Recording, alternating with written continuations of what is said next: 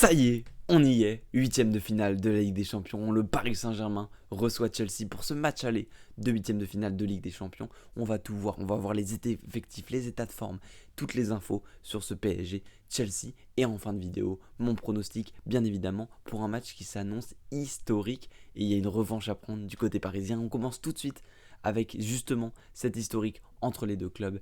Un historique de champion, un historique de champions. On peut reparler de ce but de Demba qui avait éliminé le Paris Saint-Germain, le jeune Paris Saint-Germain de l'ère QSI, qui avait gagné 3-1 au match aller sur un superbe but à la dernière minute de Javier Pastore. Et il y avait eu ce match retour et la règle du but à l'extérieur.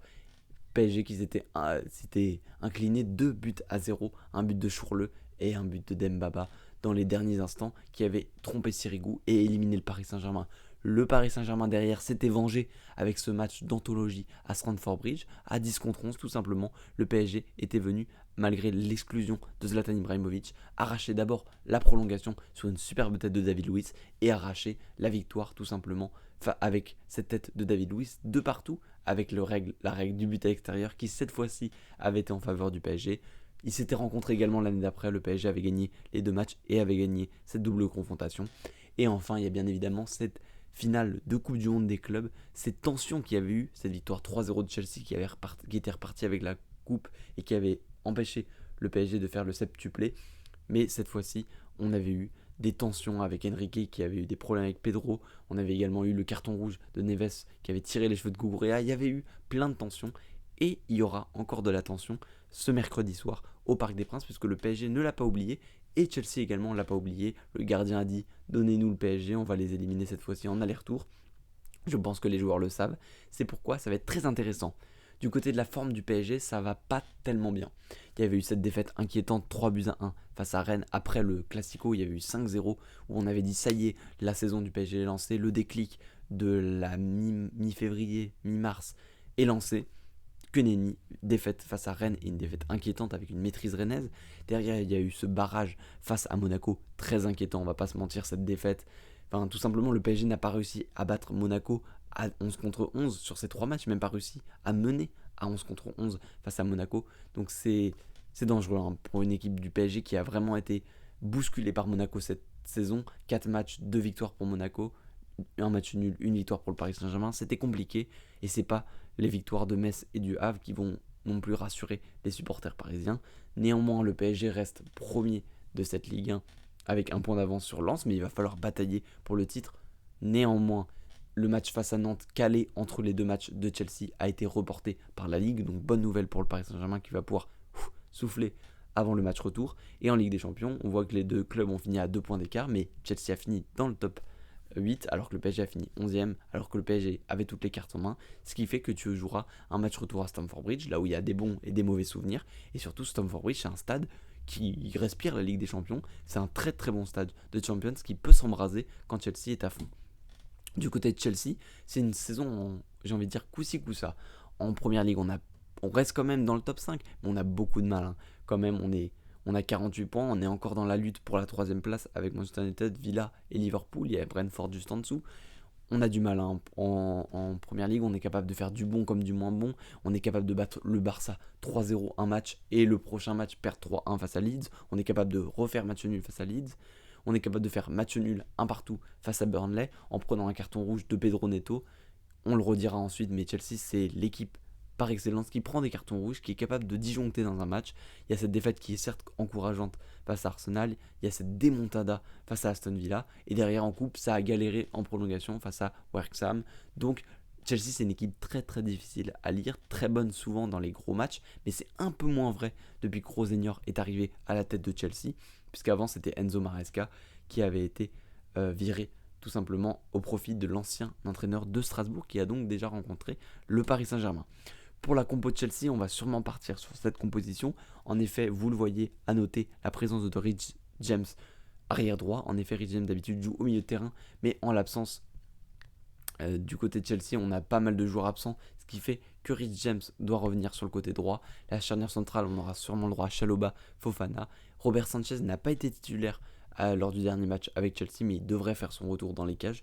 Gusto devrait être de retour de blessure. Ensuite, on devrait avoir Caicedo et Santos, et Santos avec Enzo Fernandez plutôt, ça devrait plutôt être Enzo Fernandez que André Santos, mais André Santos est également une opportunité, une pièce importante dans le dispositif de Rosenior.